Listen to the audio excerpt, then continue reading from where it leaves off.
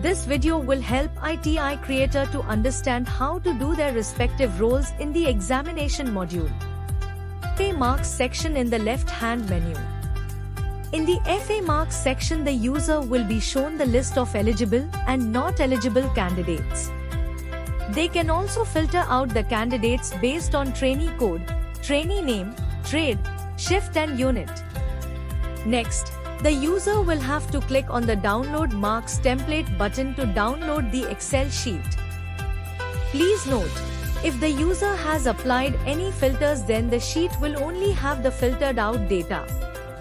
The user will enter the FA marks for each candidate and upload it by clicking on the Marks Bulk Update button.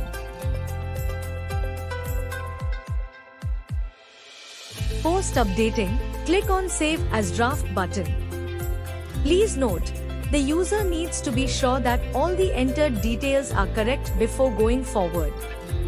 In case there is an error, the error will show you which row has an issue. Go back to the sheet and check if you have filled all the fields for the trainees. Once the user has checked all the updated marks, they need to click on Submit for approval. Then they will get a pop-up. Here they will click on OK. If the approver must reject any data, they will send it back to the creator with their remarks.